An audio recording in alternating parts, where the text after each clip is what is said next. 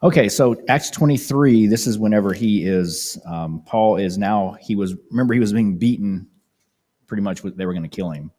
And the commander came in with an army, took him out, and he thought he was someone else, but in questioning him, they almost put him to the scourging. And they decided, since he said, hey, I'm a Roman, you can't do this. In verse 25 of chapter 22, verse 25, is it lawful for you to scourge a man who is a Roman and uncondemned? And so now they were afraid, and they decided to back off, and they kept him. But whenever they kept him in prison, and the next day they brought him to the Sanhedrin because he wanted to find out what was going on. He wanted to have it worked out. And this is when he said in verse 1, Paul looked earnestly at the council and said, men and brethren, I've lived in all good conscience before God until this day. And the high priest Ananias commanded those who stood by him to strike him on the mouth. Then Paul said to him, God will strike you, you whitewashed wall, for you sit to judge me according to the law, and do you command me to be struck contrary to the law? Those who stood by said, do you revile God's high priest?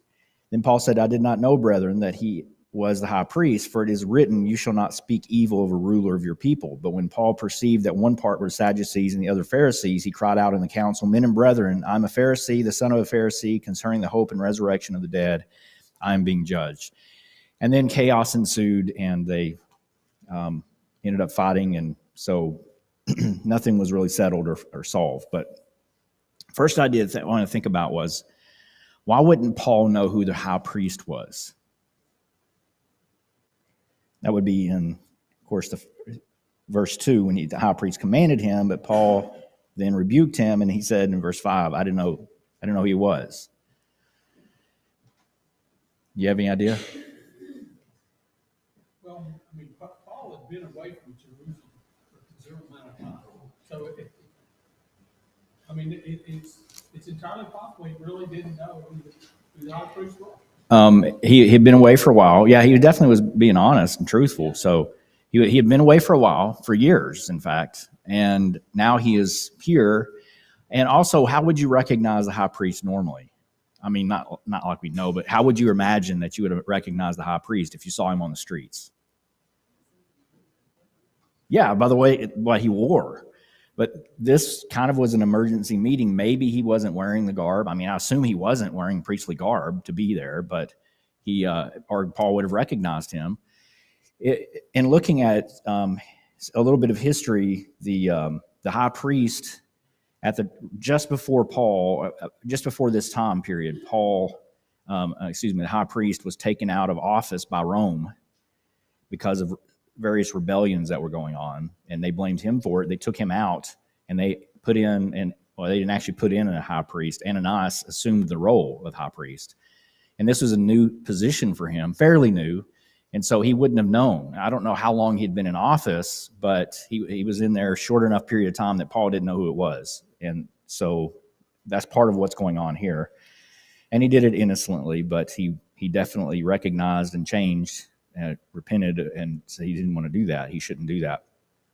So what good was Paul trying to accomplish by saying that the reason for his judgment was because of his hope of the resurrection? That's in verse 6.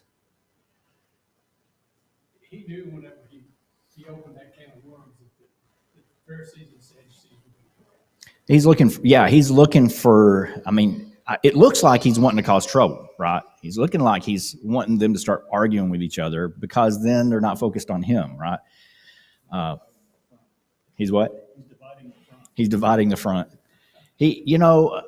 That's true. There's another side of this, I think, that if he says something that let me back up. When he said that he is being judged concerning the hope of and resurrection of the dead, did it sound like in their response that they already knew that he was saying that kind of stuff? It sounds to me like they had a realization, oh, wait a minute, if that's what this is about, then we need to argue. I'm going to defend this guy because I believe the same way he does. And the Sadducees, of course, what did they believe? Right. That's why they're sad, you see, right?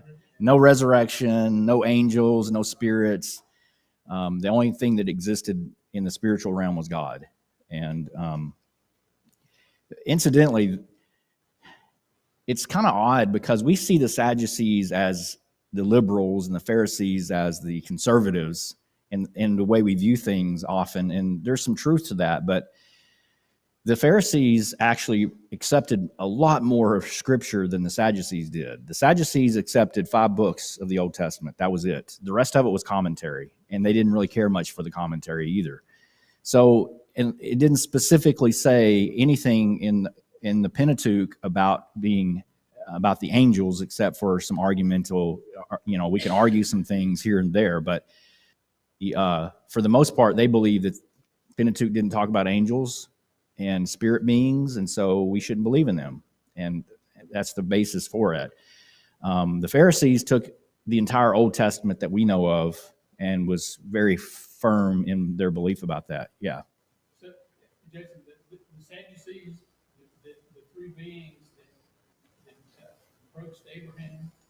That's what I was saying was debatable. Yeah.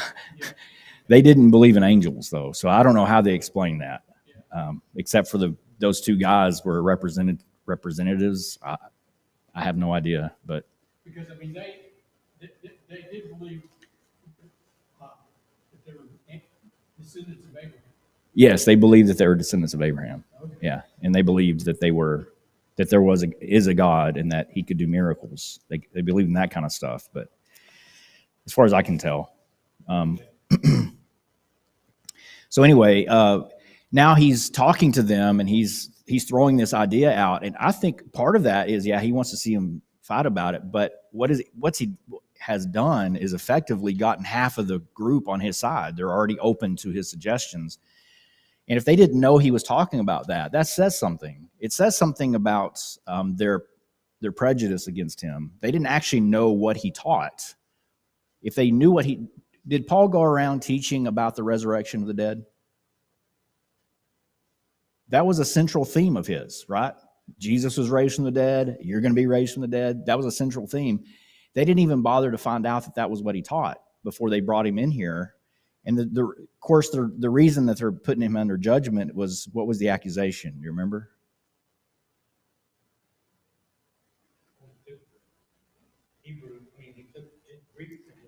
That was part of it. Yeah, he took Gentiles into the temple, though he didn't do that. They accused him of it.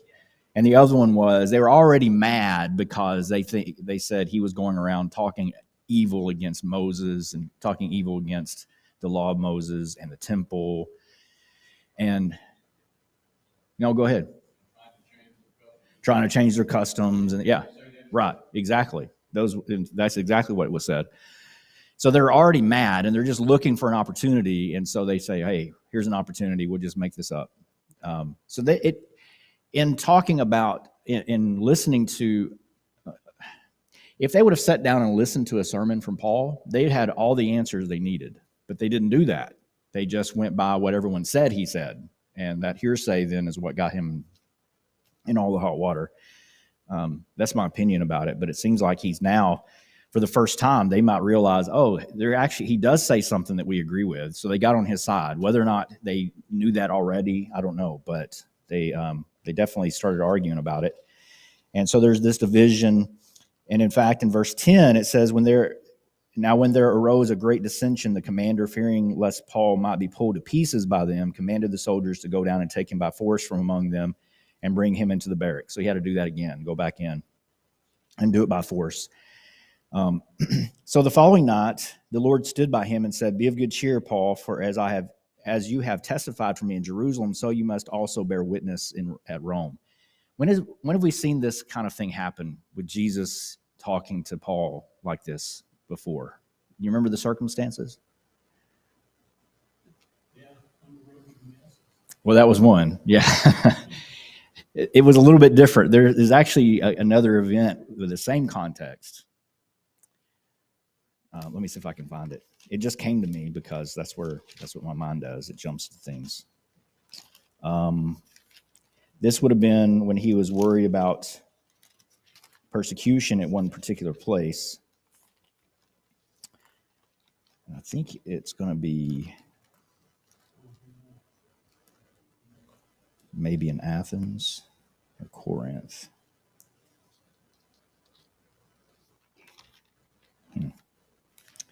Anyway, Jesus appeared to him before and told him, "Don't be afraid. There are many people here." And he ended up staying there for about 3 years, which I think was in Ephesus. Yeah, that's what I'm thinking too.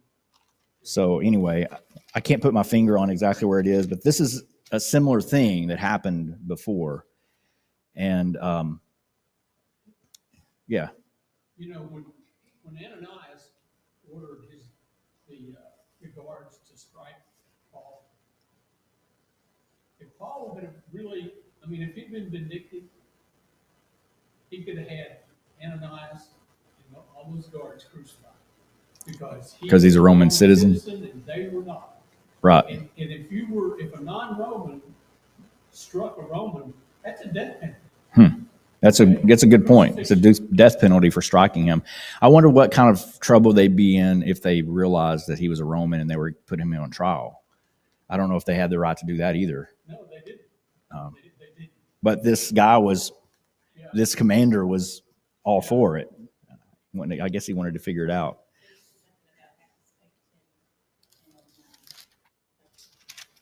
Acts 18. I wish I had red letters in my Bible because it would show me then. Do you see a verse? 9 and 10. There it is. Do not be afraid, but speak and do not keep silent, for I'm with you, and no one will attack you to hurt you. He didn't say the exact same thing, but why did he show up to say those things? To encourage, right? I mean, and everyone needs that, and even Paul needed that, and he was getting that from Jesus. So then from there, we have this plot that's set up. So after he's taken into custody again for his own protection, in verse 12 it says, when it was day, some of the Jews banded together and bound themselves under an oath, saying that they would neither eat nor drink till they had killed Paul. And there were more than 40 who had formed this conspiracy. And they came to the chief priests and elders and said, "We've bound ourselves under a great oath that we will eat nothing until we have killed Paul.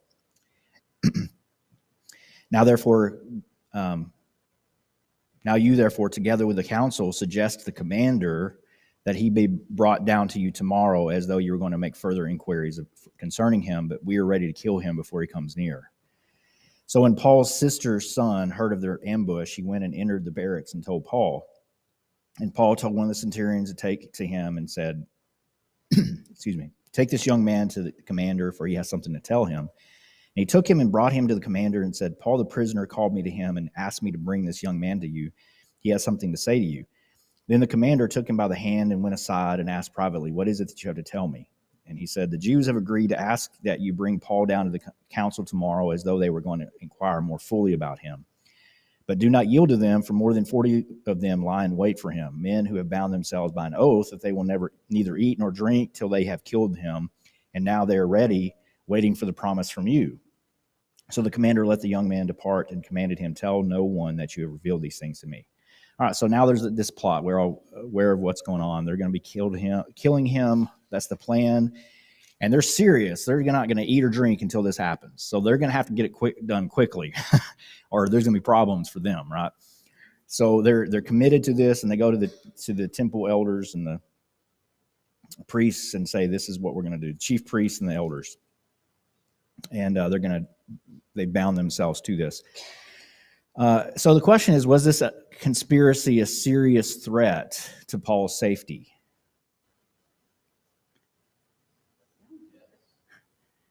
Yes and no. It is. I mean, it was a threat, certainly, and it was a serious threat, but it wasn't a serious threat. Why? Because Jesus said nothing was going to happen to him.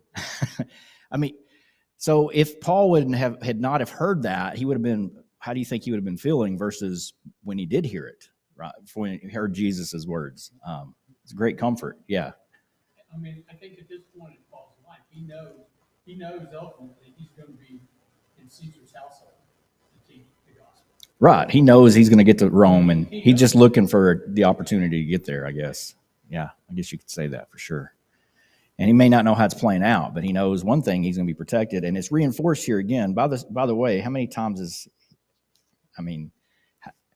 did Paul hear that he's going to be in Rome before he got to Jerusalem? That's all he heard, right? Everywhere he went, all the stops, they kept saying, yeah, the Holy Spirit says you're going to be taken and put in prison and you're going to end up going to Rome. And they were trying to talk him out of doing it, right? So he still knows that, but Jesus still had to come and tell him to be strong and not worry and that kind of thing. So it was a threat, but it wasn't anything he should worry about. But look at the amount of people that is listed in verse 23. He called for 2 centurions, saying, prepare 200 soldiers, 70 horsemen, and 200 spearmen to go to Caesarea at the 3rd hour of the night. All right, so they doing it in the cover of darkness, 470 men. Why so many people?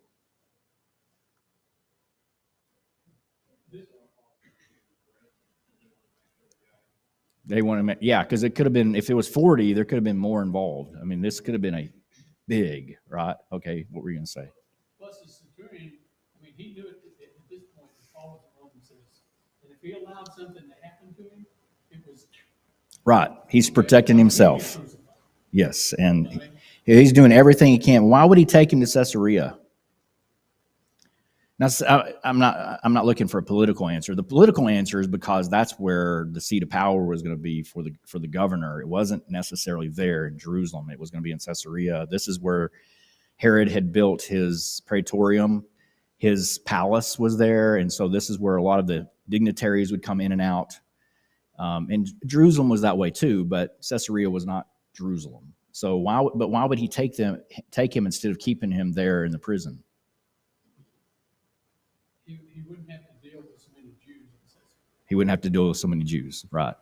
And he's taken him away from the plot, right? So he knows about the plot and he's getting them completely away. And another thing is when he gets them there, he just drops him off with the ruler, and it's his problem then.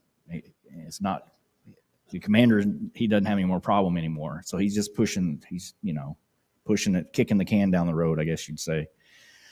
So anyway, he was passing the buck. He was legally obligated to keep Paul safe, and so he wanted to make sure he had as much as possible. But I want you to notice something here, and this is kind of funny to me because it says in verse 24, provide mounts for Paul to sit on and bring him safely to Felix. And he wrote a letter in the following manner.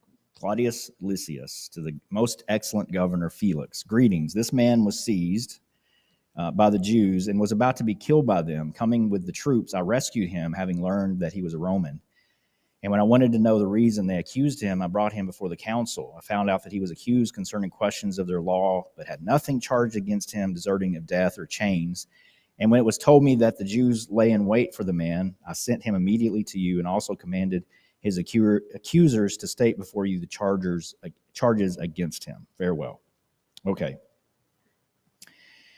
So this was written by him. Do you see anything in verses 27 and 28 that stands out to you?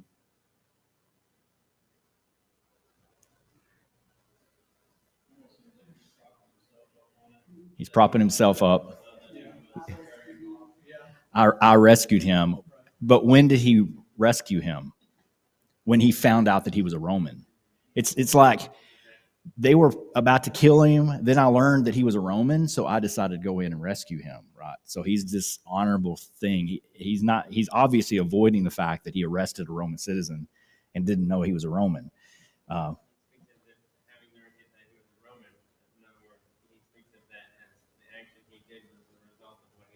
Yes, he learned he was a Roman, so he decided to step in. And who did he actually think that he was? Do you remember? An Egyptian terrorist, basically. And so he came in he just saw there was a disturbance of the peace, and he wanted to jump in before it got out of hand. Yeah. Jason, I said that if the centurion allowed Paul to be killed, that he be crucified. I don't know that he would have been executed, but it probably beheaded him because he was a Roman citizen, and And so, I mean, and that's why Paul ultimately wound up being beheaded. Oh, I see. So not necessarily crucified, but They considered beheading a lot more humane way. it would be. That's a lot more humane. It's against Roman law to crucify a Roman, with this one exception. If you were a deserter from the military, from the Roman army, right, and you were caught, you would be crucified. Oh, Even if you're a Roman citizen. even a Roman citizen, but only if you're a deserter. So, yeah. Okay, so another thing that stands out here, we don't see it, and I'm not questioning it, but we don't see it done, is that he said in verse 30, I sent him immediately to you and also commanded his accusers to state before you the charges against him. We don't see that having happened, but that doesn't mean he didn't do it. He very well could have. They could have come and said, where is he at? And he told them to, go see Felix. But anyway, the soldiers, as they were commanded, took Paul and brought him by night to Antipatris. And the next day they left the horsemen to go on with him and return to the barracks. So that they went part of the way, the foot soldiers did, and then they went back. The horsemen went on with him. So they were out of the woods and or out of danger. But they still had the guard. When they came to Caesarea, they had delivered the letter to the governor. They also presented Paul to him. And when the governor read it, he asked what province he was from. And when he understood he was from Cilicia, he said, I will hear you when your accusers have also come. And he commanded him to be kept in Herod's praetorium. That would be the headquarters. Right. So that's political. And of course, this was Herod. Herod was not, he's not alive. It was what he built, and I'm hesitant because I don't know my history that well, but I don't think he's living at this point. He would be in charge. Yeah. Well, he's going to go before Herod Agrippa the second. Oh, okay. Yeah, you're right. That's Agrippa. That would be one of the Herods. He's one of the Herods. Right. And we're going to get into some interesting things with Herod the Great's daughter here, and with Felix, I think it is. Okay, so there's obviously some differences in what was presented, but the basics is he's presented, and now it's not the commander's Lysias's problem anymore, and Paul's gonna be there. So that gets into chapter 24. Anybody have any comments or questions about 23? All right, so now it says, after 5 days, Ananias the high priest came down, the elders and a certain orator named Tertullus. These gave evidence to the governor against Paul. And when he was called upon, Tertullus began his accusation, saying, seeing that through you we enjoy great peace and prosperity is being brought to this nation by your foresight, we accept it always and in all places, most noble Felix, with all thankfulness. Nevertheless, not to be tedious to you or any further, I beg you to hear by your courtesy a few words from us. For we found this man a plague, a creator of dissension among all the Jews throughout the world, and a ringleader of the sect of the Nazarenes. He even tried to profane the temple, and we seized him and wanted to judge him according to our law. But the commander Lysias came by and with great violence took him out of our hands, commanding his accusers to come to you. By examining him yourself, you may ascertain all these things of which we accuse him. And Jews also assented, maintaining that these things were so. Okay, so these are the ones, these aren't the accusers, these are the ones who know about the accusations, and they're there to continue with this prosecution. Look at chapter 24 and verse 5. What is significant about, what do you see there is significant about the idea of them calling Paul a ringleader of the sect of the Nazarenes? What does the sect of the Nazarenes refer to? Christians, yeah. And it's in fact, this is the first time in Scripture that they're called the Nazarenes. Why were they called the Nazarenes, by the way? Jesus of Nazareth, right? Yeah. And it's really fascinating study. I don't want to go into the language part of it, but they're called Nazarenes, and this is the first time, and they're called a sect of the Nazarenes. And What is significant about that accusation? Can you think of anything that would be why they would want to bring this up to a Roman official?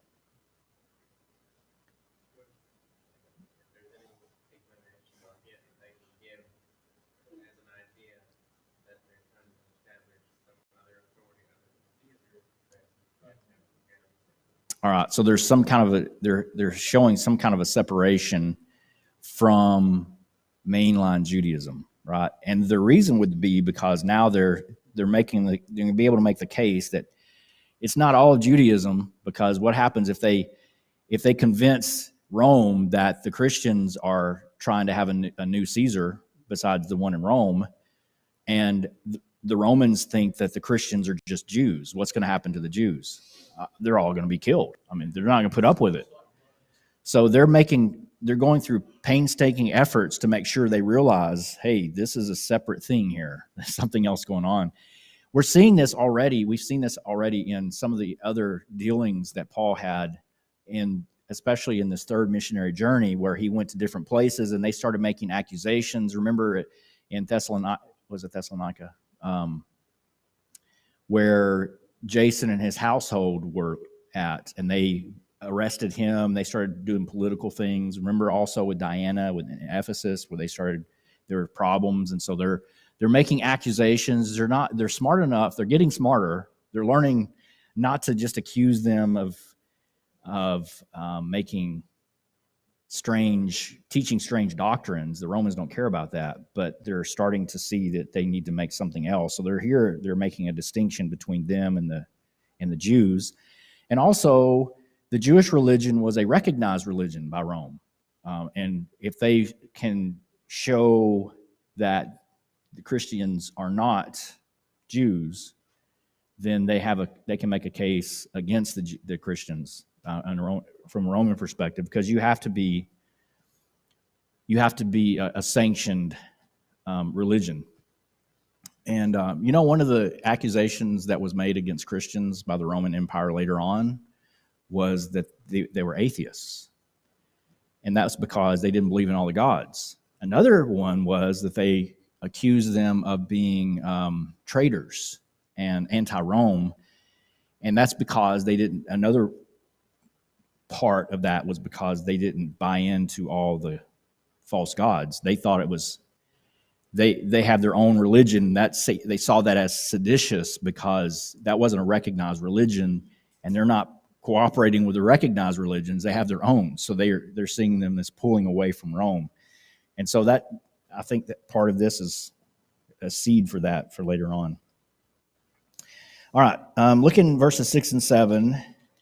He tried to profane the temple, and we seized him and wanted to judge him according to our law, but the commander Lysias came by with great violence and took him out of our hands. Interestingly here, he said that we wanted to judge him according to our law. So we were trying to do what we should do. We weren't trying to bother anyone else. We're trying to do this because it's our problem and it's not your problem. But Lysias is the one that came in and made the mess, and so it's his fault. We're just doing what we can to fix it. And notice what he says here, that they said that he came in with great violence. Can you see here how they're both sides playing? Lysias is saying, yeah, I did it because I'm a hero. They're doing it. They're completely innocent because they're saying, all we were trying to do was judge this guy. And Lysias just came in out of nowhere and just with great violence took him away.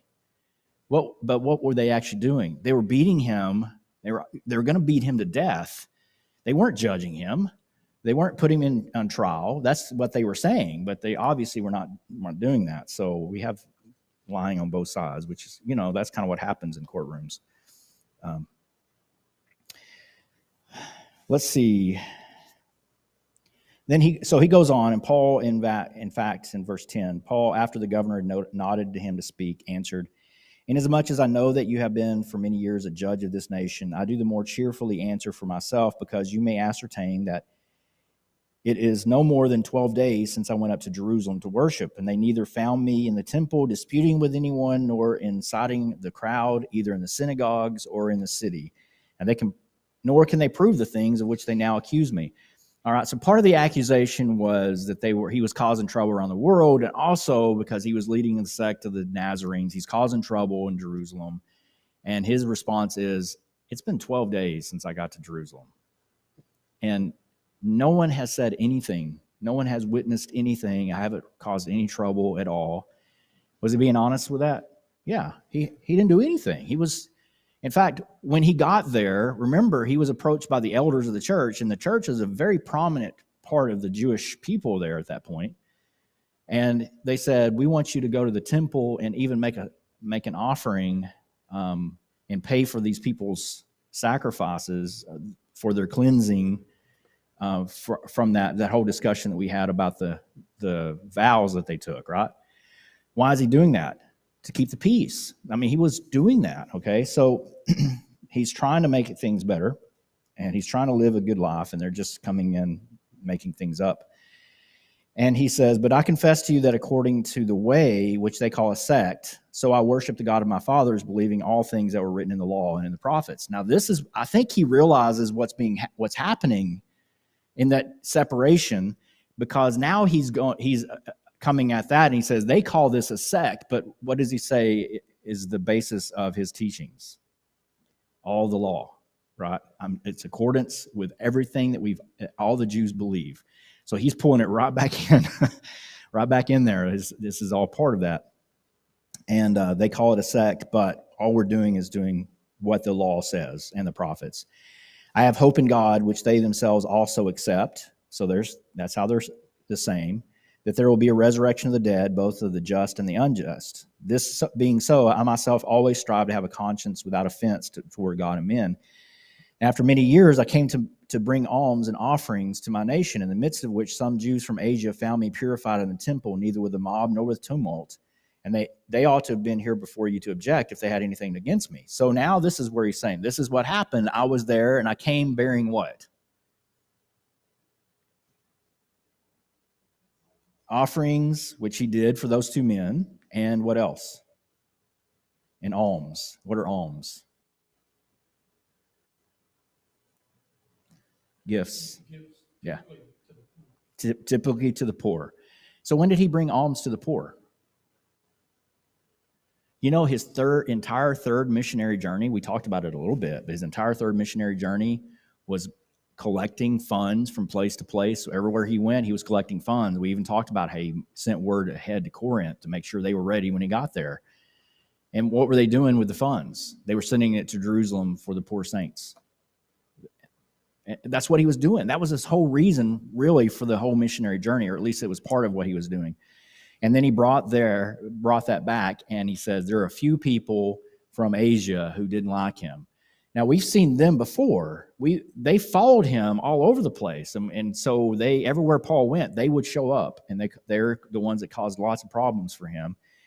And I would imagine that when Paul talks about in various places, in various books, he talks about some of the men that gave him the most problems. That's probably who he's talking about. They were part of that group, more than likely. They were going from place to place. Okay, so that's why he's bringing that up. When Paul had opportunity to speak to Felix and Drusilla about the faith later on, all right, let's look at that. In verse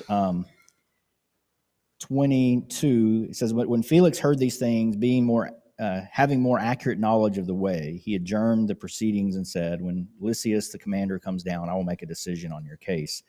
So he commanded the centurion to keep Paul and to let him have liberty, and told him not to forbid any of his friends to provide for or visit him. Incidentally, that ruling that he shouldn't be prohibited from people providing for him, that was the way it was until the end of Acts. Everywhere.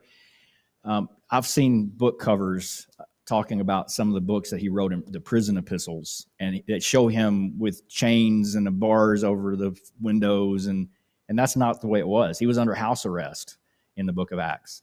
He was never anything more. It was always house arrest. In fact, where he was, the Praetorium, that wasn't even a prison. It was a mansion. He was being held there. He couldn't leave, but he had people coming in and out. He had no problems having friends come in and supply his needs, that kind of stuff. He was well taken care of. So, sometimes the coloring books aren't always accurate, but it's funny we get that in our head, though. So anyway, Paul had opportunity to speak, and it says that, let's see here. There, verse 24. After some days, when Felix came with his wife Drusilla, he sent for Paul and heard him concerning the faith in Christ. And as he reasoned about righteousness, self-control, and the judgment to come, Felix was afraid and answered, "Go away for now. When I have a convenient time, I'll call for you."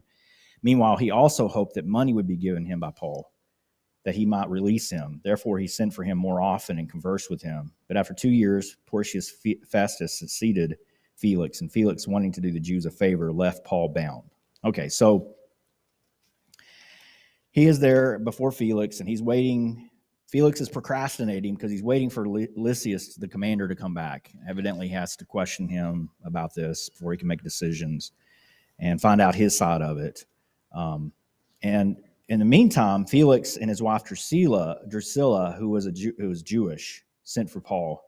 Now, this is what I think it's Josephus. Yeah, Josephus said about Drusilla. It says she was given in marriage to Azazus, king of the Emesines. I don't know who that is, but she's married to this man who had consented to be circumcised for the sake of the alliance. But this marriage was soon dissolved after this manner. When Festus was procurator of Judea, he saw her, and being captivated with her beauty, persuaded her to desert her husband, transgress the laws of her country, and marry himself. So she was with him and was bound to another man. She was supposed to be married to this other man, and she just deserted it and deserted the marriage and married him. And so that's the reason when it says that in verse 24, in verse 25, as he reasoned about righteousness, that would relate to that. And I'm sure he talked about more than just that, but that was going to be part of this topic that came up. Self-control and the judgment to come. Felix was afraid. Why was he afraid? Because he knew what he had done. He knew what the situation that they were in. And he says, he answered and said, "Go away. When I have a convenient time, I'll call for you." Right. So it's never going to be a convenient time, but he's going to go. What did he basically do? Was he did this and went la la la. Right. I don't want to hear it, even though he believed it. But isn't it amazing sometimes? And I've done this myself, and I had to come back to it later. But I think everyone does this if we're not careful. You approach someone with truth. They hear it, they believe it, they even get nervous about it, they're scared about it, and then they don't do anything about it instead of actually acting on it. And then they have to come back, they have to hope that they have another opportunity to make that decision. And it often doesn't come back around. We always have the opportunity to make the decision anytime we want, but most of the time, if it's a big decision that we have to make, what is involved in making a big decision? There's a lot of an emotional buildup that has to take place. And if we don't ever have that confrontation again, it's not easy to have confrontation. Most people avoid it. Most people avoid giving the confrontation. So if you actually have someone confront you about something that's evil and sinful and you back away from it and don't want anything to do with it, I'm going to wait till later to deal with this, it may be the only chance you have. That's evidently, I can't say it's the only chance that he had, but he didn't get the chance for Paul again that we can see. It's definitely something to think about. Okay, so she was given in marriage to him, and he's probably addressing that among other things. And then, so what was Felix's real reason for asking Paul to speak to them further about his faith? Money. And he was thinking Paul he didn't know preachers very well, I guess, but he's thinking Paul could give him money and he could get out that way. And then after 2 years, Porcius Festus succeeded Felix, and Felix, wanting to do the Jews a favor, left Paul bound. Now, this was from a popular commentary on the New Testament. That's a commentary. This is what was said about this incident. Felix was recalled because of complaints against him by the Jews. So Rome called him out, and he was acquitted, but only because of his brother Pallas, who was in the imperial court in Rome. And while fighting these legal issues, he left here. He left, where is he at now? The Praetorium. He left there, Caesarea, to go to Rome to defend himself, and appointed a successor. The successor he appointed was Festus. So whenever he left Paul in prison, hoping that it would help ease the tensions of the Jews who were against him. So the Jews were actually basically in suit against Felix. And to help, he knew, though, that if he let Paul go, it would make matters worse for him in court. So he just kept him there to try to keep the peace, try to keep them happy. So that's what's going on. And that's why Festus took his place. And we'll get into Festus in this next chapter. He doesn't know anything about what's going on, but he'll soon learn quickly. All right, so that brings us to the end of the chapter. Anybody have any comments or questions about any of this? I'm amazed in verse 8.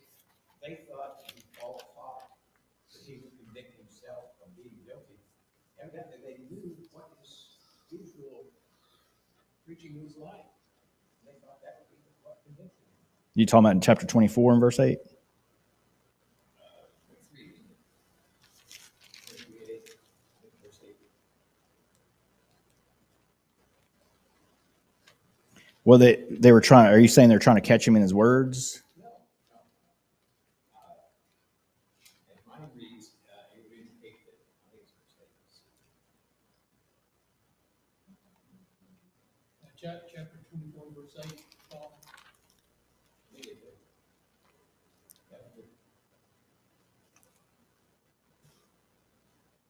Oh, yeah. Yeah. I mean, you know, I agree by examining yourself, you will be able to learn the truth about all these charges we are bringing against him. They think that when he speaks, he'll be convicting himself. Yeah, because when they ask him questions, he's not smart enough to know how to say things, I guess. Yeah, that's a good point. Any other comments? Yes, sir. You know, just as Moses is the most educated Hebrew in the Old Testament, Paul is the most educated Christian that we know of in the New Testament. Yeah, he seems to be. Paul's ability to think logically and rationally, it's pretty awesome. Yeah, I mean, definitely. His IQ was. He could. I'm going to guess it. He could, if you were alive today, could probably qualify for men's. So that means got to have an IQ of 130 or better. Yeah, I don't know, but I do know he was intelligent, right? Yeah. So, and some of that, of course, was the Holy Spirit helping him, but certainly God worked with what he had, right? Yeah, definitely. You can read his books and see that pretty clearly. Yeah, and like I said, you combine Paul's intelligence, his education, and then the inspiration of the Holy Spirit. That's a pretty indomitable. And you remember when Jesus even talked about this in John 14, 15, and 16, he was telling the apostles, listen, when you go to the courts, don't worry about what you're going to have to say, right? Why? Because the Holy Spirit will tell you what to say. So, yeah, there was quite a bit there. He would remind you of the things that you've forgotten. Sometimes we've applied that to ourselves, but he was talking about these specific instances with Paul and the other apostles too, by the way. So, all right, thank you very much. Well, we may finish in a couple of weeks with this. I hope so.